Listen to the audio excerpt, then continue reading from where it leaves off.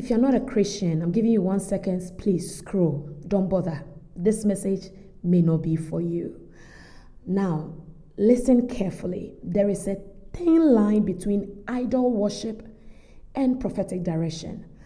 And in these days, because we are getting to the end of time, the devil is being smart and clothing a lot of witchcraft practices wrapped out in modernity and the feel-good Christianity.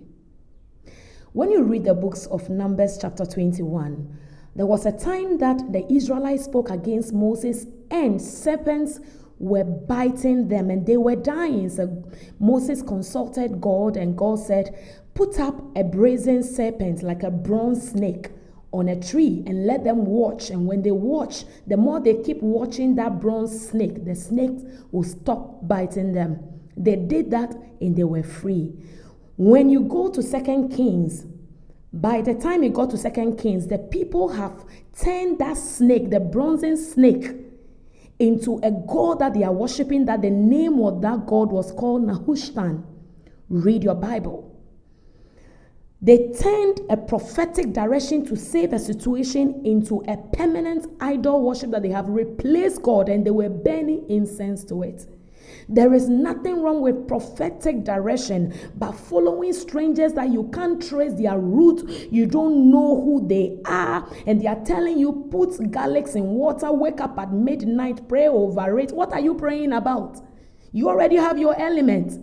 Say words over it and bath with it. And people, I have seen Christian, very shallow Christians arguing that Jesus used the mud and he did this and did that.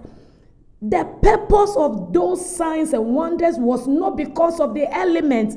It was because of the power. Garlic, salt, pepper, nothing, no elements have power in their own right.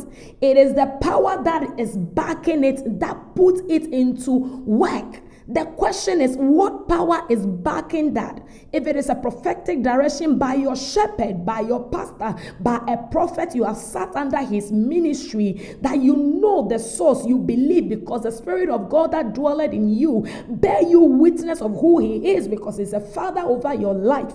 You can go ahead and do it, but it shouldn't become a practice.